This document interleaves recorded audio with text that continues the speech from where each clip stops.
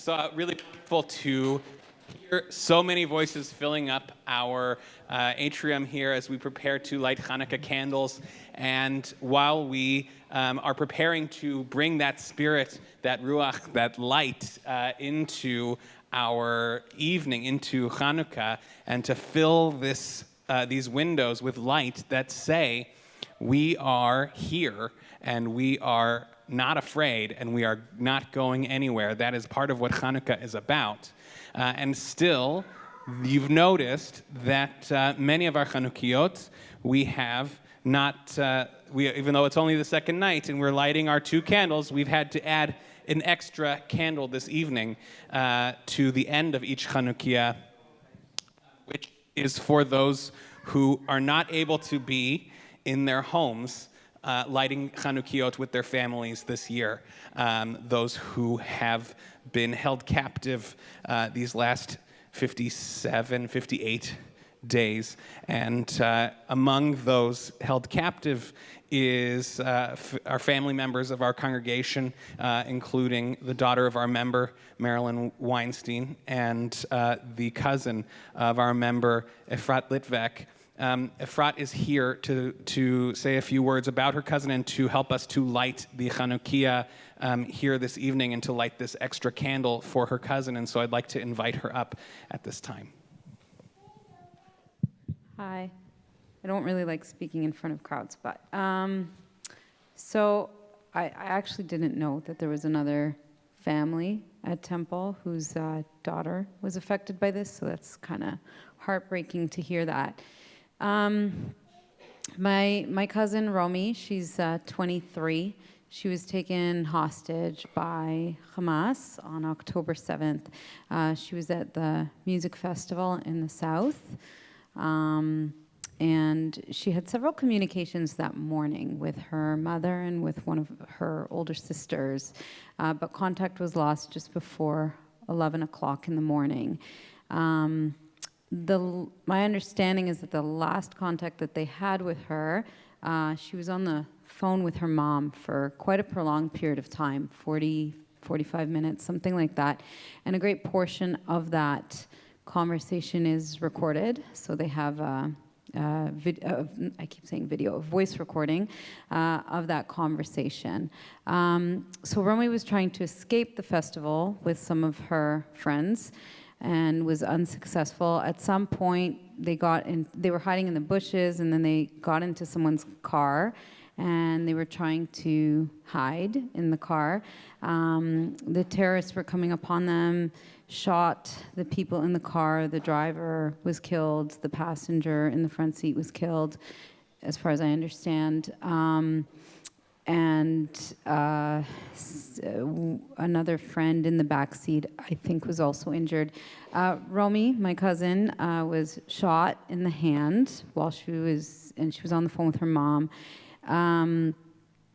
And at one point, it got very quiet, and Romy's mother, who's my first cousin,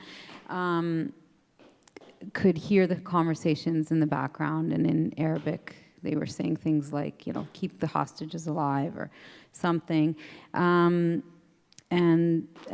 contact was lost. So they hadn't heard anything from Romy after that point. Later that afternoon, her cell phone was traced to Gaza.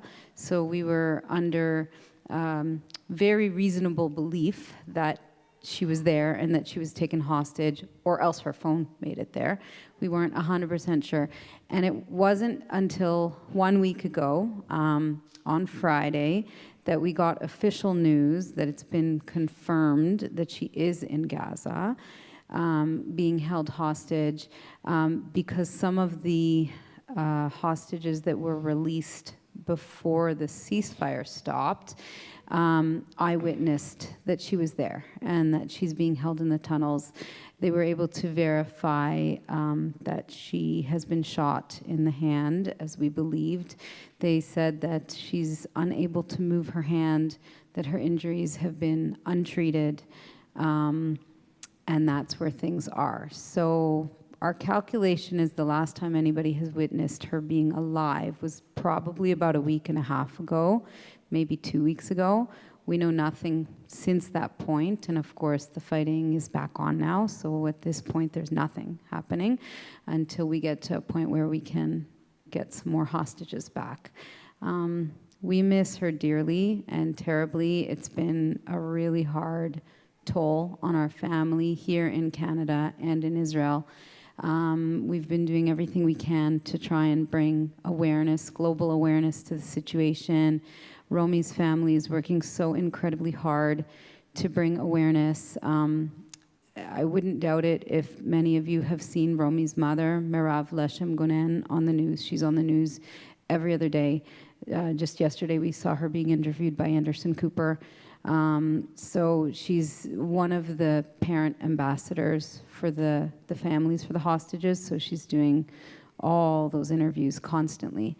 And that's all we can do, is we continue to advocate and pray that Romi will come back alive, and all those other hostages that are still there will come back alive, and that's it. This has been, this last period of time, in many ways, a dark time for so many, and very much for the Jewish community here in Greater Toronto, here in Canada, where, like so much of the world, anti-Semitism has been so painfully and publicly evident during this time. But Hanukkah is a time to focus on light.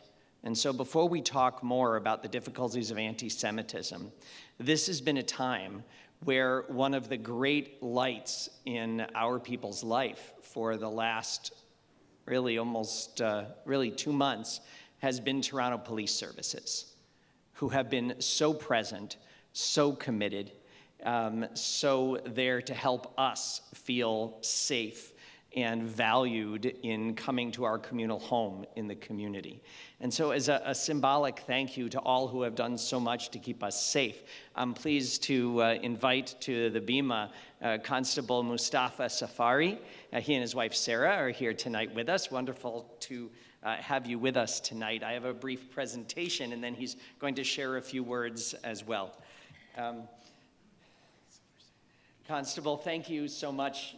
Yes, for being here tonight, but much more so for what you and all those who serve women and men in the Toronto Police Services who've shown such commitment and gentleness and caring in keeping us safe and helping us feel safe as well during this time. So on behalf of Temple Sinai congregation, it is my honor to present to you just this symbolic note, this award of appreciation to Constable Mustafa Safari in recognition of and in gratitude for your dedicated work and that of the entire police services for our community.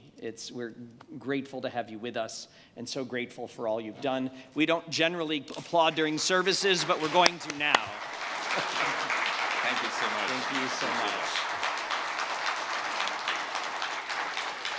Thank you so much. It's a great honor to be here. I really appreciate your invitation, Rabbi, and happy Hanukkah to everyone. I would like to take this opportunity to inform you on behalf of Toronto Police. I would like to let you know that we do everything in our ability to make sure that you feel safe. It is our job, and we are very proud of doing this job, to ensure that the safety of every resident in Toronto, specifically Jewish community, has been protected. It is very upsetting that we hear hate crime and anti-Semitism, but I can tell you that we increase our police presence. We have the police command post not too far from here, just have accessibility for everyone who wants to approach us and to report any motivated hate crime. I get very emotionally upset if anything happened in Israel. I have a personal connection with Israel as a holy land. When I was visiting Israel, I was at the West Wall, and as you know that is a time that you can write your prayer in a piece of paper and put it in a stone. And that is what I did. And in my prayer, I can share that with you. I ask God to find me, or to help me to find my other half. And I left, and I said that is the best time that I could do that. And next day, I was at a spice market, if some of you are familiar with the spice market in Jerusalem.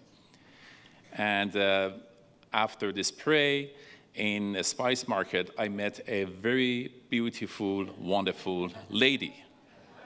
Just within 24 hours, the prayer came through. When I had a conversation with this lady, later on I found, oh, that is so much difficulty. She's a wonderful lady, but I asked her, where are you from? And she said, oh, I'm from Australia. I said, oh, no. I'm from Canada, she's from Australia. She got a wonderful job, she's a nurse. But I thought, this is the woman that I was looking for my entire life. And that prayer worked very well. But how can I make that happen? She's from Australia, she was visiting Israel, like I was visiting Israel, and we had a tremendous connection. She went back to Australia, I went back to Canada, but I was insisting.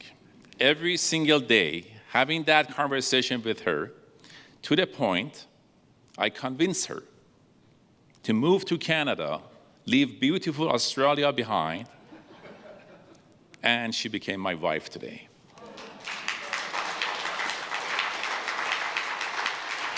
And we just had a beautiful, wonderful girl by the name of Victoria Leila. She's only 32 days old. And she's a blessing. Thank you so much. That is my story with Israel.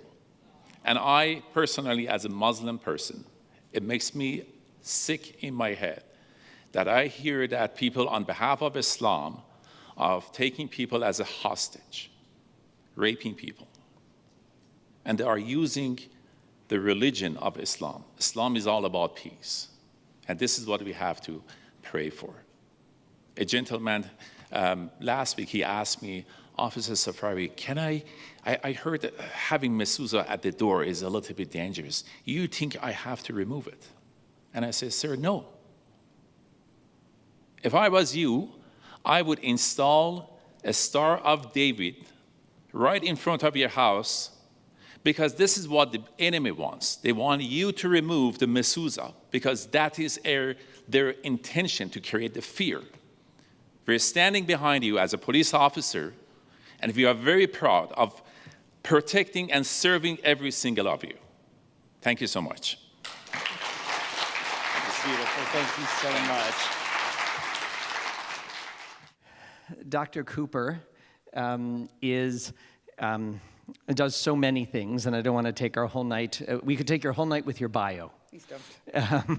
But Dr. Kuper is a medical educator and someone who has committed many years of her professional practice now, not only to the proactive effort of helping to educate medical professionals, but also seeking to fight the anti-Semitism that has become so painfully present in our medical system.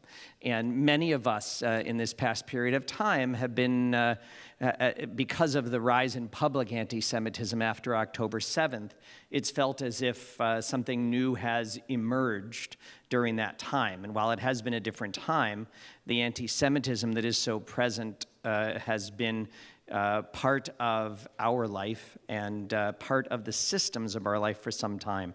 So Dr. Kuper, I wonder if you could start by sharing with us what tell us a little bit about your journey in fighting anti-Semitism in the medical system, how you were called to that, and what your work began with.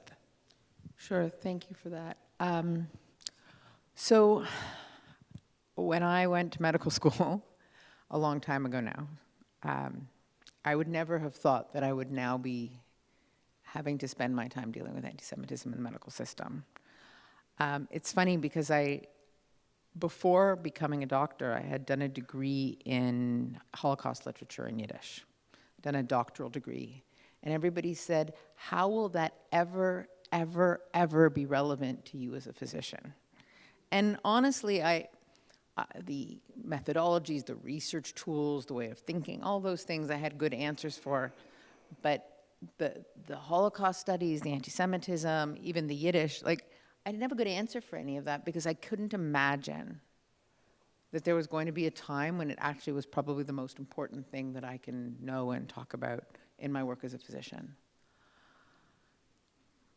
And I spent many years in our faculty and in the wider medical system, and as a medical educator working within international organizations as well, working for Tikkun Olam, working for social justice, working for equitable health outcomes for all, and working with colleagues who I thought were my friends, who were my colleagues, who were from many equity-deserving groups across medicine, across society.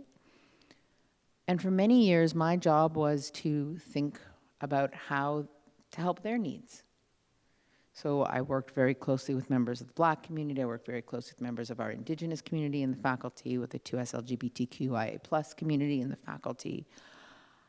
I sat on lots and lots of committees and did lots and lots of advocacy around equity and inclusion. And slowly, about 5 years ago, it started to become a little uncomfortable to be Jewish in some of those spaces.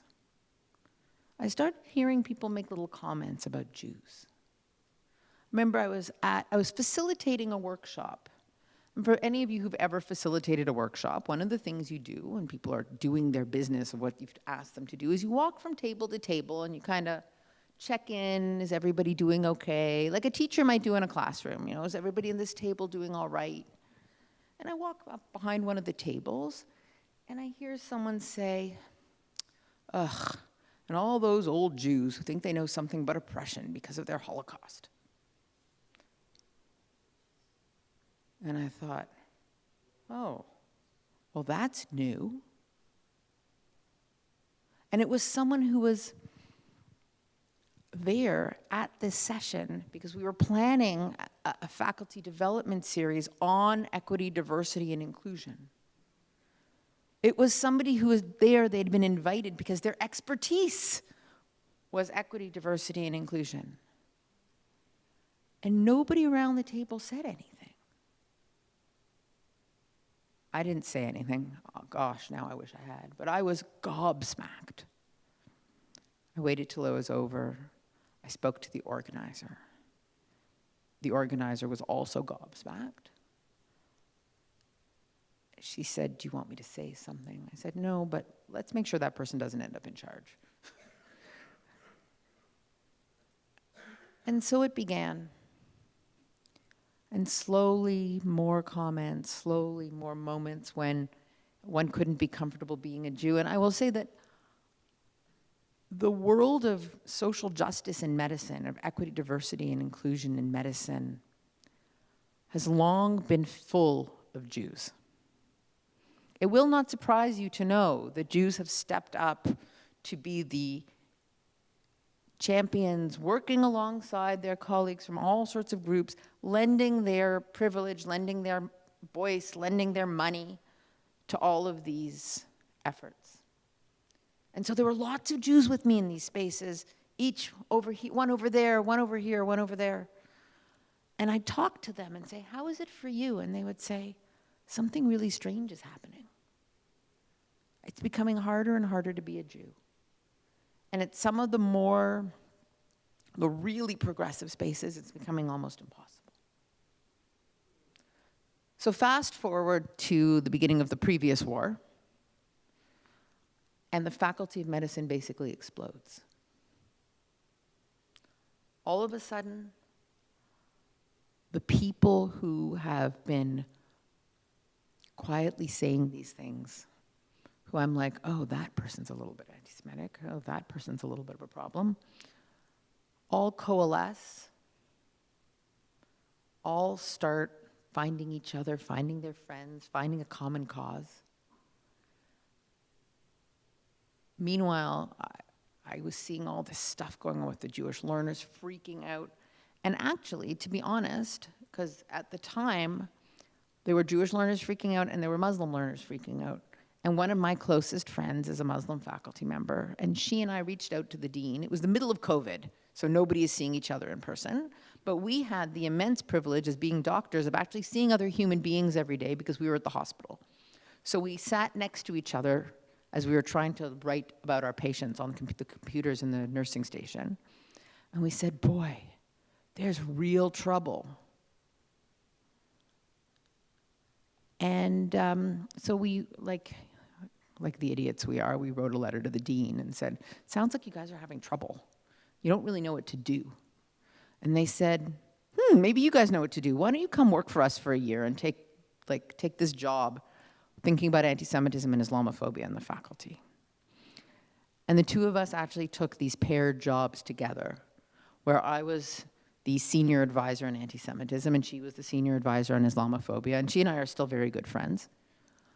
And for a year, we worked together and separately with our communities, trying to figure out how to address these twin problems that were going on in our faculty.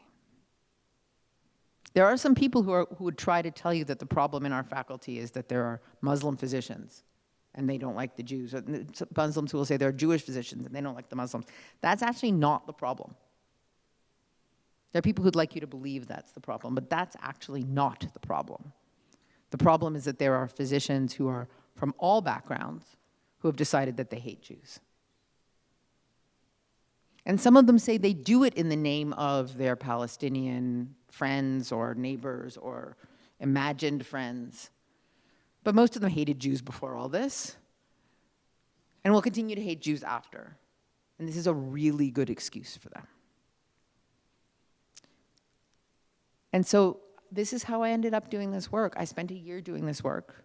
By the end of the year, I came to the conclusion that the faculty didn't want me to solve their anti-Semitism problem. The faculty wanted me to solve their Jew problem, which is that the faculty wanted me to make the Jews happier and less angry with them about the anti-Semitism. So I quit. Well, I politely chose not to renew my contract after the year. And I decided that I would do what I was best trained to do, because you may remember that I had this PhD in Jewish studies. And by this point, was cross-appointed to the faculty, to the department of the Ann Tannenbaum Center for Jewish Studies. I'm appointed to about 5 different departments. I'm a scientist. And so I took my experiences and I wrote a paper about those experiences. Some of you may have heard about it because it made the news last winter in December when it came out. It was in the Star and the Post and all this stuff. And 18,000 people, mostly doctors across the country, downloaded that paper. Because what it did is it spoke to the fact that they were all experiencing this intense anti-Semitism and had no idea how to explain it to their colleagues. I got letters from across the country from doctors saying, yes, we have been desperately trying to explain this. Nobody believes us. Our deans don't believe us. Our department chairs don't believe us. Nobody knows this is happening, and we're all feeling it. And we thought that we now had some time to make things better. We started doing all sorts of things. The faculty aren't particularly interested in helping, but we're good at organizing, and we're all professors and doctors and know how to teach and know how to organize. And then October 7th happened. And so that's how I have ended up, except for the 1 week I was working at Sunnybrook on the inpatient ward when I basically did that 24 hours a day. I've basically been doing this 24 hours a day since October 9th.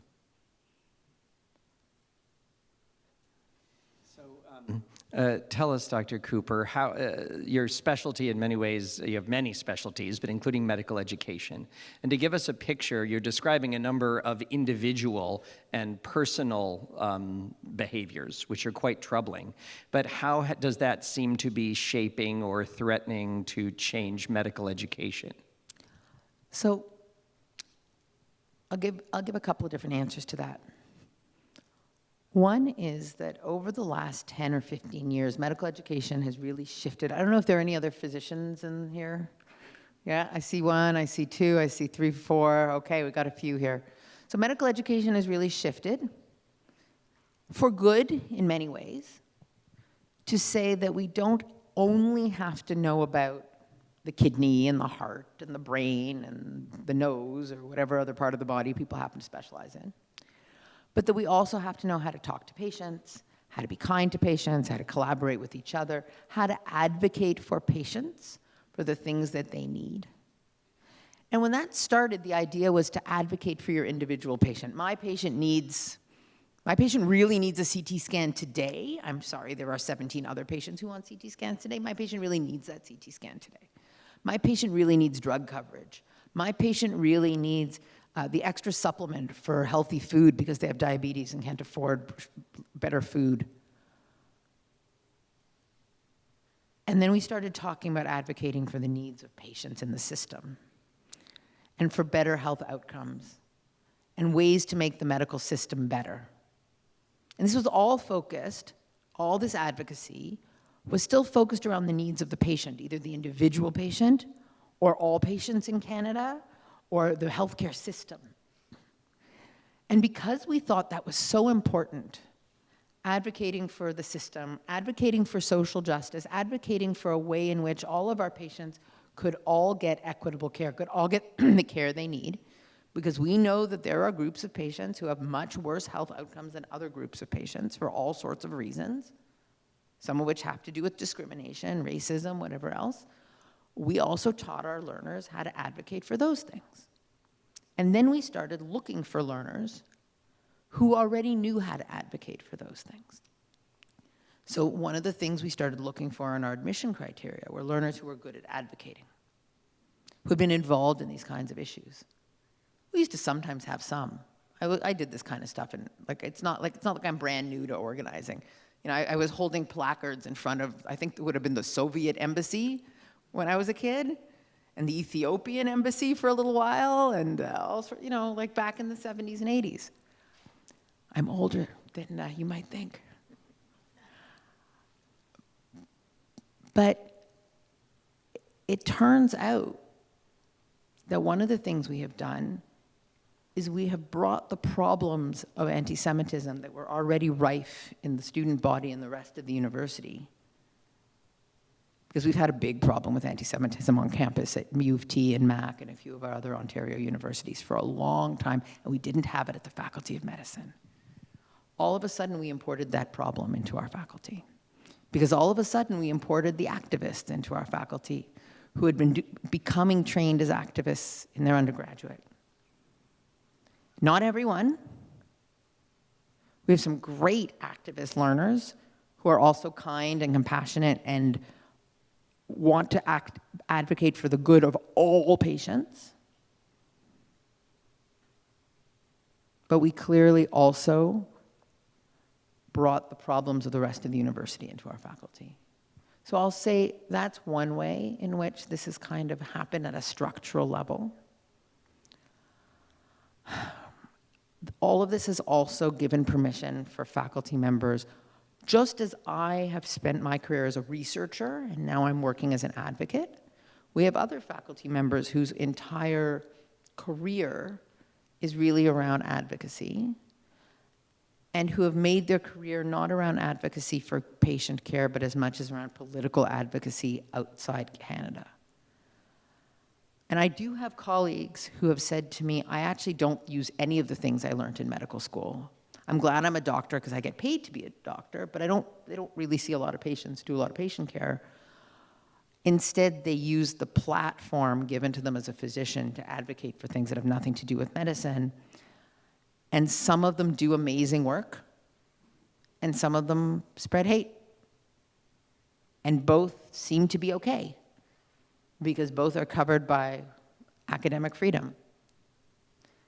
And although our hospitals have a clear idea that the central role of the doctor is to take care of patients, and the College of Physicians and Surgeons of Ontario seems to have an idea about that as well, Our Faculty of Medicine work, and as with all across Ontario, the faculties of medicine live in the university.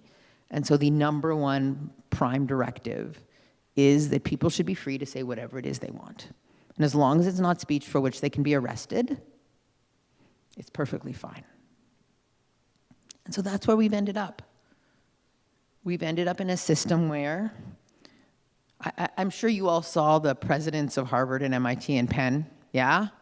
Everyone saw that? Anyone think that would be any different at U of T? Nope. So that's where we've ended up. And now our faculty is part of it. Our hospitals aren't. That kind of stuff isn't acceptable in the hospital yet. It may yet become so. I see someone saying maybe it is acceptable in the hospitals. Yeah, well, I know, but someone was suspended at sick kids. True. Yeah, they are on paid leave.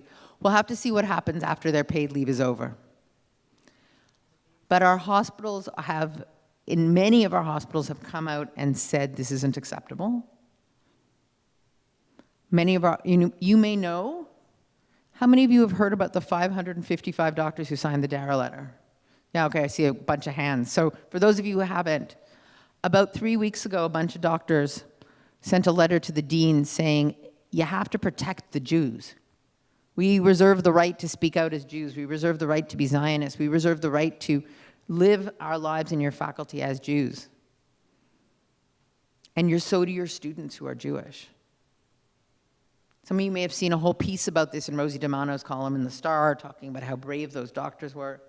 How many of you know that all of those doctors are now being actively doxxed online, harassed, having letters sent about all of them to the College of Physicians and Surgeons, to their hospitals, to the faculties? The hospitals have at least stepped up. Every one of them has a safety and security plan for those doctors. Every one of them has said, we are going to keep you safe, you let us know, we will walk you places, but the university has done nothing and has said nothing and will say nothing. So that's where we've ended up. We've ended up in a place where no one will speak for us. And we only have limited time tonight. Sorry. And no, it's okay. I don't mean that. And really appreciate your expertise and your thinking. Like you said, we're in a place where education has changed, where sometimes advocacy is being prioritized in medical education even over medical expertise. Where doctors who had the courage to say they're Jews and even use the Z word to call themselves Zionist are told in response that if they feel threatened, they'll be protected, which is a very reactive response. All we can get. What ought to be done from where you sit? What in a larger sense, and what do you think is the next step? Not that anybody expects you in a couple of minutes to have all the answers. I'm going to fix this all in 5 minutes. So, one of the amazing, phenomenal, fantastic things that has happened over the last 8 or 9 weeks, it's not going to solve everything, but it's helping, is the incredible, incredible joining up unity that I have seen in the Jewish community within healthcare, and I think writ large. I mean, we see big Jewish organizations who were suing each other 3 months ago, holding hands, right? I'm not going to name any names. But, so there are a few physicians in our faculty who are standing with the haters. There are a few Jewish physicians and I know them all, who are calling for global intifada as Jews. But of the well over 1,000 Jewish doctors in our Faculty of Medicine, probably another few thousand Jewish allied health, nurses, health leaders across our associated hospitals, the unity, the community spirit, the spontaneous group Chanukkah lightings yesterday, everybody in it for together, everybody checking on each other, everybody holding each other up, everybody speaking out for each other to leadership and to power on a daily basis, has blown me away. So I think one, remembering that we are a community and coming back to the, forgetting about all the fractures that have happened. And I'm seeing people who would before have said, well, like they're really frum and they're really not, and this person's a Jew by choice, and this person's a patrilineal, and this person's a this, and all these things that people ridiculously divide our community. Holding hands, being there for each other, and saying Am Yisrael Chai. I've never heard so many people say Am Yisrael Chai or write it at the end of an email in my whole entire life than in the last 8 weeks. And I do a lot of Jewish things, even before, We have to organize. We have to stand up for ourselves. Like if the flood comes, then our organizing will be for nothing.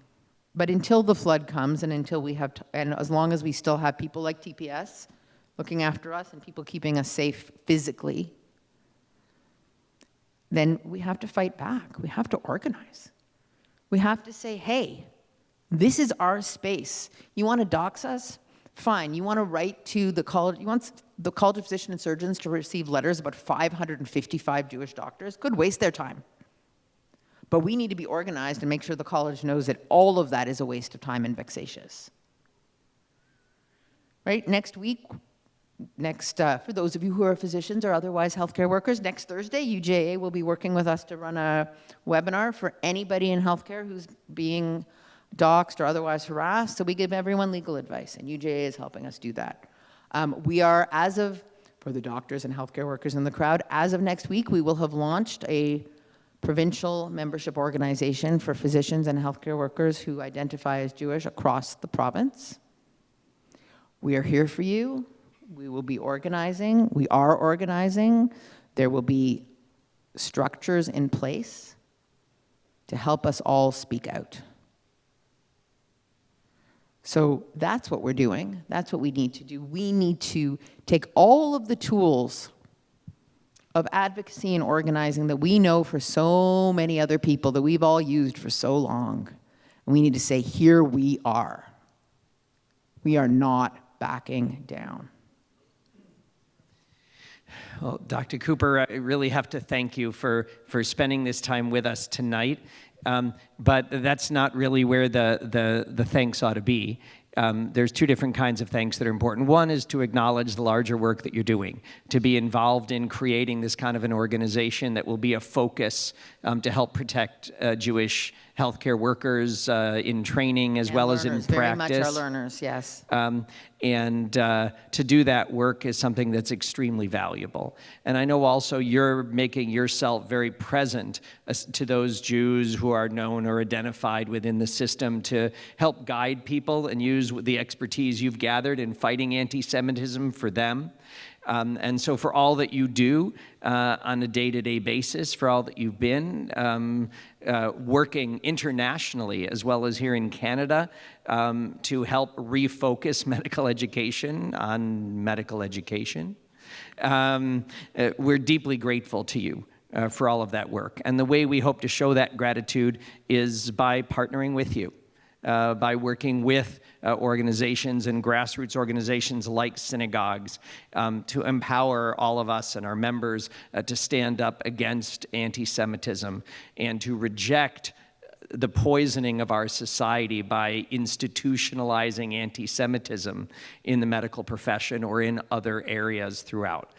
So for the work you do in that way, every day, we can't thank you enough, and we really appreciate you coming in this Shabbat and sharing your thoughts and your expertise with us. Thank you so much, Rabbi. Thank you, and happy Hanukkah. At a time like this, it's so important for us to be able to stand together as a community, but it matters enormously at a time like this to have allies. We are a small community. And so to have those outside our community, colleagues and friends who stand with us and who stand with us on the humanistic values that really drive our society and bring us together. And so I'm very pleased that tonight a number of my Christian colleagues of course, who spend most Mondays curling for world peace with me. That's really how we get to know each other. But I'm so pleased and touched and honored by your presence here tonight as allies and friends, not just, I know, for me, but of our community. And so our prayer for our people and our nation tonight, which you'll find in your prayer book on page 36, will be read by Reverend Deborah Hart and Reverends Juan Herr, Liz McKenzie, David Jones, and John Torrance. So I can invite all of you to please join me up here on the bema. And if I could ask everyone, as we turn to page 36, to please rise.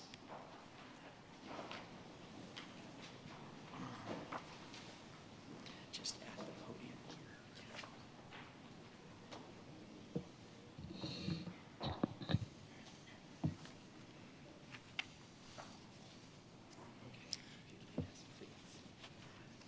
Bless, O God, this congregation, those who lead and serve it, those who contribute to its strength. Uphold us, shield us, and grant us health and life as we gather to seek your presence. For the joy of community, the gift of diversity, and the vision of harmony, we offer our grateful thanks. Bless our land and all its inhabitants with peace. May compassion and justice be the order of the day. Be with those whom we have chosen to lead us. Let our government be a force for good at home and abroad. Bless the household of Israel wherever they dwell. Be with us here where we worship you in freedom. Let all victims of oppression know your love and your nearness.